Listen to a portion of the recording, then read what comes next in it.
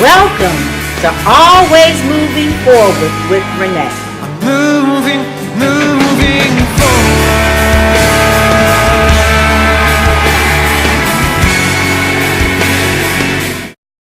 Good morning and welcome to Always Moving Forward with Renee. Part 2 of our voting. How do you vote? Okay, as always, we are glad you invited us in your homes, and I trust each and every one of you had a great week. This is the day that the Lord has made. Rejoice and be glad in it. Happy Sunday to all. I am Renee Ross Bowers, and my friends and co-host is Noni G and Lenore Johnson. Ecclesiastics. You know, I have a problem with that word, but I got it. You got it. Okay, I got it. 10th chapter, 2nd verse.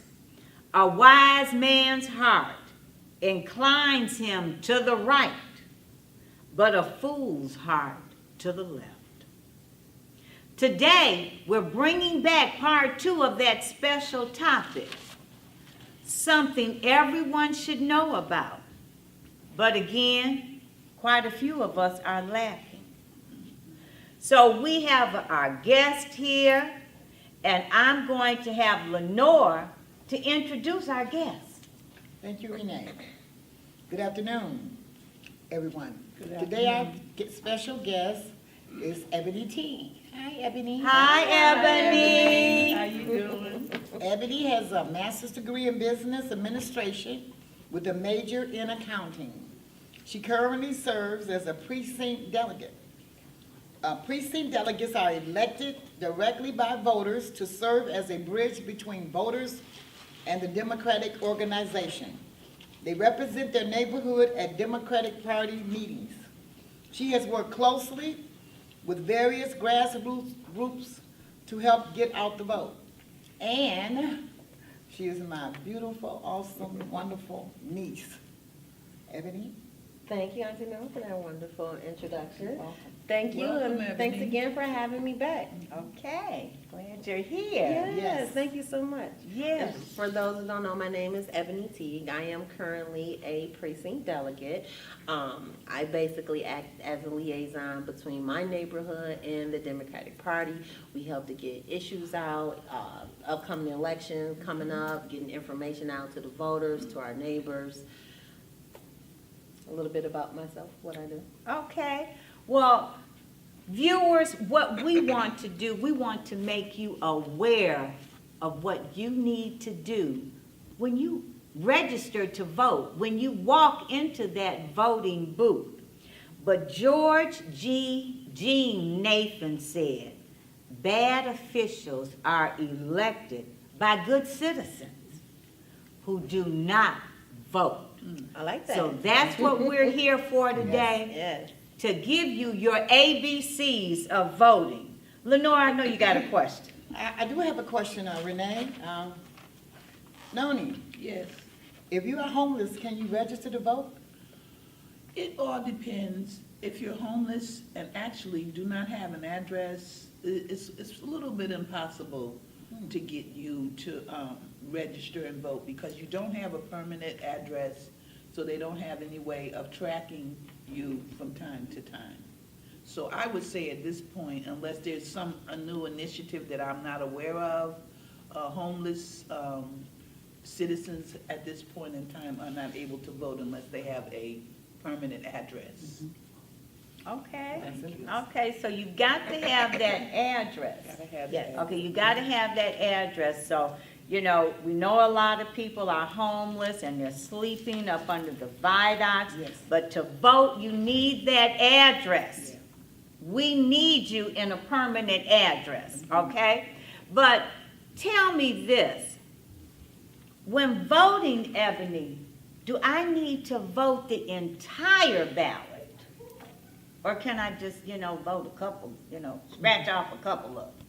You must vote the entire ballot. And I know this ballot is going to be pretty long. We have quite a few people running for different positions. We are electing a nominee to represent the Democratic Party for governor, Secretary of State, Attorney General, and so forth. Our state representatives, we're voting new reps in, and so it's going to be pretty long, but you have to vote the whole ballot. Okay, so I've got to vote that whole ballot. But tell me this, either one of you can answer it. As a senior, or no, let me ask this question. A person that's deceased and they receive a ballot, what do you do? You know, like my mother is deceased and they sent an absentee ballot to the house. What do I do? Okay, I think I can answer that for you. The National Voter Registration Act of 1983 states that the clerk is required to hold on to and include in your count those who are likely to be canceled because they have moved, relocated, or no activity in a number of elections. And Janice Winfrey, our clerk, has said, we hold on to these names for at least 2 consecutive federal elections. And after that, then they can discard them. When there's no activity being shown that they're voting or they have relocated. But the clerk must hold those names and addresses for 2 consecutive federal elections. Okay, so I guess right now I'm going to hit somebody on the wrist because my mother passed in 2011 and we still receive absentee ballots. Have you I've contacted the clerk? been, yes, I've been to the clerk's office, I gave them all the information, and we still receive them. Wow. Then I can only say that someone's not doing their job. Absolutely. Okay? Because there's no reason to keep sending out a ballot when the Right. person is deceased. They should hold those names, and after 2 consecutive federal elections, they should be wiped out. Okay, so But you're maybe saying what? maybe I should make another trip down there, or what should I do? I would say, contact your clerk office. Again, I know you said you contacted them, you went down, but it's been over 2 years. Yes. And so I would get in contact with the city clerk office and let them know that you're constantly receiving this ballot. And if you're receiving the ballot, then I'm sure there's tons of other Yes, people it's- receiving right, right. ballots of deceased loved ones. So I would contact them again. And, you know, make a record of how many times you contacted them. And if nothing has changed, then we as citizens need to do something about that. Okay, all right. Lenore, you got a question? I do. You know, I always thought that you had to be a senior citizen or disabled to receive an absentee ballot. How old do you have to be, Ebony or Noni? How old do you have to be to get an absentee ballot? And who qualifies for an absentee ballot? You can be 18 years old to receive an absentee ballot. Wow. A lot of kids are getting ready to go to college this upcoming school year in August, and so they actually request an absentee ballot so they can vote in the upcoming election if they're going to be away to school. When my son was on his way to college, he requested an absentee ballot because he wasn't going to be present during the election time, and so he was able to vote. So you can be 18, you can be a senior. You may very well have to work on election day and may not be able to have the time to go to the polls. You can request an absentee ballot, or you want to get ahead of the lines during election day, you can request an absentee ballot and go vote. So if you know you can't, if you know you're not gonna be able to vote, you can require an absentee ballot ahead of time. Yes, you can request an absentee ballot and cast your vote. You can request an absentee ballot, and it's important, especially for those in the military service. They're also getting absentee ballots that they can use. But for those that are disabled and senior citizens, we have to be 60 years or older. Okay. And we must have difficulties trying to vote at the polling places. Other than that, you can get an absentee ballot if you know you're not gonna be you're gonna be out of town, or if there's some other event that you can't be here, you can always request an absentee ballot. And it's for those who are disabled, particularly those who are not here. When the election takes place, they can put in their absentee ballot. And the reason I know, because I count absentee ballots. Oh, okay. For the last 3 elections, I've been counting absentee ballots Awesome. down at Cobo Hall. So this is a little something extra you can do if you want to work that day. It's an all-day event. We're sequestered, and we're there at Cobo Hall from the time we get there at 6 o'clock in the morning to 12, 1, 2 o'clock in the evening. So that answers another question for me. I know a lot of my neighbors tell me, they say, because we all get absentee ballots in the mail, just about my whole block, because they're senior citizens, and they'll say, what's the census sitting in the back? They're not gonna count it, you know, they don't count those. So they do count, I mean, everything counts. Every vote is counted. And the absentee ballots, I can vouch, there are hundreds of people, thousands of people in Cobo Hall on the day of election counting those absentee ballots. And we cannot leave until every ballot has been counted and the last one is brought in from the post office. So the last drop might be 9 o'clock, 8:30, 9 o'clock. We have to wait to count all of those before we can leave. Wow. So yes, every ballot is counted, every absentee ballot is counted. So you And- all are counting ballots from 6 a.m. to 1 or 2 a.m.? Well, we don't, the polls don't open until 7 or 8. Oh, but you show up. But we have Yeah, to be you have there be in there. place because we cannot, once we're in the room, we're sequestered, we cannot leave the room. Okay. We have to eat, do everything. Sometimes later, they might let those that have just gotta have a cigarette, they'll let them, give them a little break time to go and smoke. There's no smoking on the premises. Okay. Okay, but this is a great opportunity for those of you who are at home and may not have an opportunity to vote in the last couple of years. Call the Janice Winfrey's office and get a absentee ballot sent to your home so that you can vote. This is a very important election coming up. We got a lot of interesting people running for governor, and we've got the House of Representatives, the senators, and also some local candidates running for, I think, city council, city council. Not city council, we got our local judges. Your judges. Wayne County Third Circuit, 36th District, and the different, municipal, also school board will be. Oh, definitely. Going up for reelection, I believe in November, Okay. yeah. And we need to get out and get us a good school board now, you know, the Yes. state gave it back to us. Yes. And you know, we're going to talk about school at a later date. Yes. But let me just ask this. I saw on the news recently, there were some 16-year-olds, and they were talking about voting. Did anyone else I see think I that? did see that. I think I Okay, did see that. what's that about? Do they want to register early, or is it, you know, they want to vote now at 16? Because I was just walking through and it caught my eye. I didn't get the full extent of it, but it appeared to me, the little bit that I did see, that they were just activating their right to be involved as 16-year-olds. Okay. You know, sometimes we say that 16-year-olds are immature and they don't have enough experience or whatever. But these are 16-year-olds who are politically involved and active, and they want their voices to be heard. So Okay. that's what I got out of it.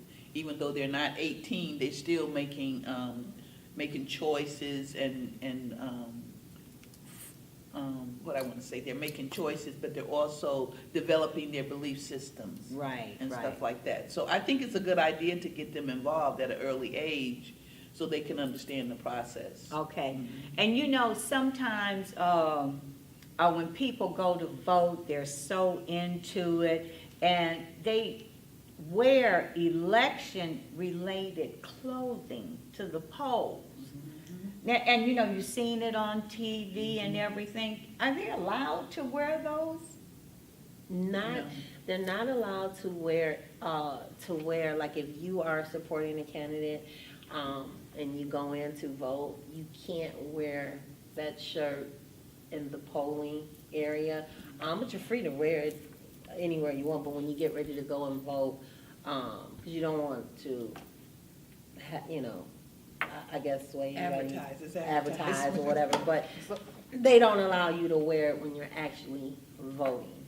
So if you have a Okay. shirt on, you can, if you have this shirt on, say you're out there, advertising the shirt, and then it come time to vote, and you didn't go home to get another shirt. So what happens? Can you vote with that shirt on? You can't vote with that shirt on? No, they probably have you turn it inside out, Oh, that's or good. put another Okay. sweater or something over it. But they won't allow you to go in and vote if you have another candidate Wow. appear on. Okay. Wow. Okay, tell me, what do they do, if someone's in the hospital? Okay, this person has not, called or asked for an absentee ballot or anything.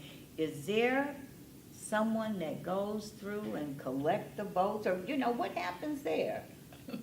You have to ask Janet Winfrey, because I have no idea. See, I'm you just know. saying, I'm not, Yeah. for real. I don't know what that procedure is, but I do know that people that are in the hospital, they're just there for a short period of time, and usually they can vote in their precinct district.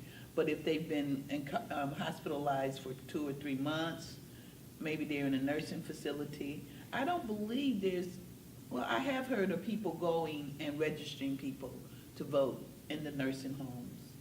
But I don't know if that's currently being done. Because Okay, there was some controversy about that, if I recall correctly. okay. You know, You know people were anything putting about that? down. I don't know anything, to that fact, but what I would probably suggest that person's caregiver, if they are in a hospital, or they are sick and they see that they're not gonna be able to go to their polling site, then, maybe if they have a, right mind to contact their caregiver or a loved one or someone and say, hey, I need you to get me a application for an absentee ballot, and they know, if they know that they're not gonna be able to go into the polling. Can another person, just like if you're in the hospital, and say a wife can sign for her husband, if something happens, she can sign his name or whatever needed, like that. So like in voting, say for example, my husband is not able to sign his, make his vote. Can someone else do that? Like, is that possible? Yes, it is. Oh, okay. On the absentee envelope itself, it has a part there that states, did someone else help you fill out this application? Oh, yes. And the ballot, and then you sign your name. So you would have to have an absentee You have to have ballot, the is ballot. what I hear them saying. Exactly. Okay, but you know what, Barack Obama, President Barack Obama stated, Yes. the Struggle for Voting Rights Act taught us that people who love this country can change it. Don't give away your power. That's right. Go and vote. So everyone needs to vote. Yes. But you have another question, Lenore? I do have another question. Ebony, Mm-hmm. say for example, if you have a felony in your history, in your past, can you vote? To my understanding, if you've been convicted of a misdemeanor or a felony, once you are released from prison, your right to vote is instantly restored. You just have to go and re-register. Like if you've been gone away for a very long time, you're like a returning citizen, then yes, you have to re-register to vote.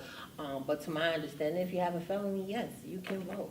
I know that is a myth, but to my understanding, yes, you can vote. Did you want to expound any on that? No, that's my understanding as well.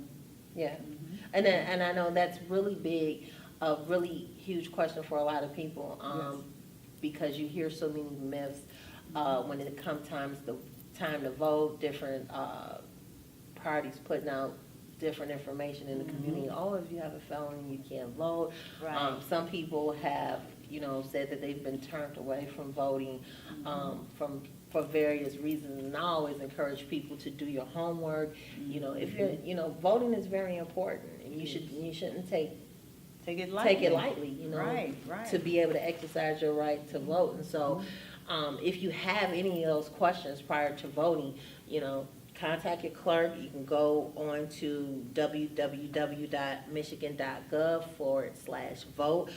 Here you will be able to find information about your polling location, about registering to vote, information that's going to be on the ballot. what positions that people are being elected for.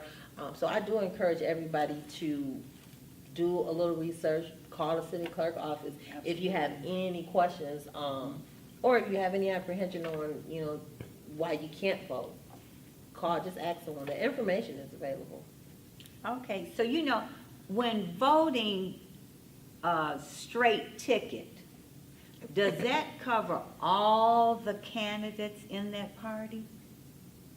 When you vote a straight ticket? Yes, it Yes. does. Okay, so, You're voting for every Democratic that's on the ballot. okay. If you're voting a straight ticket, a Republican or Democrat. Okay, I know a lot of people have told me they get confused, and this is about the different items that you're voting for. I don't want to say items. Proposals. Yes means no and no means yes. A lot of people get confused with that. I mean, as precinct delegates and working the voting polls, anything can you talk to somebody about it? Well, I just want to backtrack just a little bit about voting the straight Democrat. Me personally, Oh, okay. I want to vote although you can vote straight Democratic, I want to make sure that I circle in who I want to vote for. Governor, who's my choice for nomination, Secretary of State, U.S. Attorney General, and for my House reps, that's just me personally. I enjoy getting up, going to the polling site early at 7 o'clock. I'm normally the first person in my precinct who votes. I really get excited about it. And so I want to make sure, and I check every circle. But I'm also an educated voter before I go in and vote. I know who I'm voting for. I've taken the time to go to each candidate website, see what they're talking about. Maybe I may have had an opportunity to interact with them, meet with them one-on-one. I like to do that because if I put my name behind you, or I say, hey, I'm vouching for this person, I'm voting for this person, then I really believe in what you're doing and what you're saying. But everyone doesn't have the luxury of, mingling with the candidate. Absolutely. They don't know them. So let's tell them again, how can they find out who they're voting for? Who's running for this office? How can they do that?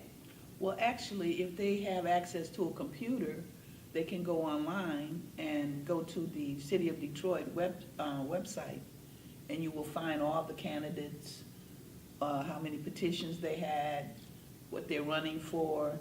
And it's a lot of people running for that 13th congressional district for John Conyers. Lord have mercy. Okay. It's tons of people. Okay. Now you can go online if you have a computer, but there's a lot of people that don't have a computer. What can they do? So what I would suggest they do, they have to do a little footwork. They have Yes. to call the city clerk's office and inquire about the questions that they have. Absolutely. For those that are felons and you're not sure, you done heard this and heard that, call the city clerk, Janice Winfrey. That's what we elected her to do her job, and call her and find out what's going on, what your rights are, and get on out there so you can go and vote. Your vote does count, and it matters, and you need to exercise your right. Okay, now, do we have that telephone number Yes. that we can give it out? Okay. It's 313. This is the Secretary of, let me see. This is the city clerk's number. 313-876-0190, and that's from 8 to 5. Hope that's the right number. Okay. Oh, yeah, the Secretary of State, they have different locations located throughout Yes. the city and the state. So you can go, it's best to go online with the Secretary of State, you'll be on hold forever. But Okay. Okay, so Yeah. that was the Secretary of State. Do we have, that was the Yeah. clerk, I think. Oh, that was the Yeah. The clerk's clerk's office. okay, that was the clerk's I office. think it is. I don't know. But you know what, on the form for when you go, if you want to go online and download the voter registration form, they have a list of Secretary of State offices, and you can call. Yes. They mainly will probably direct you online because, state's moving everything online. But the information is available. They can call the Secretary of State that's near them and Okay. ask them questions. Okay, so again, you can call the Secretary of State's office, or you can call Janice Winfrey's office to get this information. But I want everybody to know, I printed this out. I vote because it's my right. Absolutely. It's my responsibility, Yes. and it's my children's future. That's You know, great. That's so great. I That's vote beautiful. because of that. Yes, that's a good You thing. know, and I want to see my candidate get there. Absolutely. And, you know, you need to send me that information where they're going to have meet the candidates Oh, at yes. your church. I will. And if you know something that's coming up, please send that to me. Absolutely. Because I'd like to let everyone know, I certainly you know, will. about that. So those who can go and meet the candidates, they can. Okay, but this has truly been very, very helpful information that we gave to our viewers, and helpful to me, Thank you. too. because you answered some questions that would help me and my Absolutely. household. Me too, yes. Okay, and hopefully, we helped you too out there, audience. But like Hillary Clinton says, voting is the most precious right of every citizen, not just one or two, but every. And we have a moral obligation to ensure the integrity of our voting process. I agree with Hillary. Okay, they agree. Here's another one. Shape tomorrow by voting. Today. Absolutely. Get out the Yes. vote. Get out the Okay, vote. let's get out to vote. Yes. And remember, who loves them? We love them. We love you. Yes, we love God you. loves you, God loves you. and we love you too. Absolutely. And we look forward to seeing you next Sunday. So until then, remember we can be reached at 313-657-5556, or you can email us at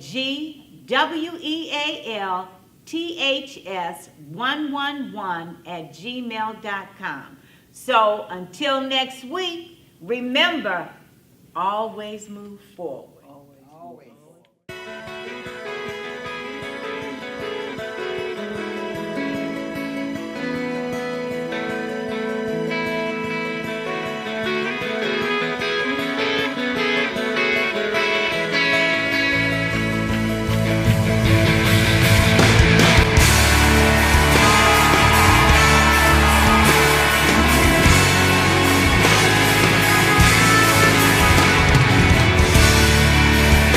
I hope you enjoy Always Moving Forward with Renee. Moving forward.